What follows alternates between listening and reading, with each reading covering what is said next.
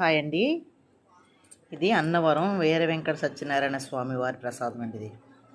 ఇది సత్యనారాయణ స్వామి ప్రసాదం. ఇది ఎక్కడికైనా కానీ ఎన్ని ప్రసాదాల కన్నా తిరుమల తిరుపతి దేవస్థానం లడ్డు ప్రసాదం కానీ అన్నవరం సత్యనారాయణ స్వామి ప్రసాదం కానీ చాలా ఫేమస్ అండి. అలాగే విజయవాడలో అమ్మవారి పులిహార.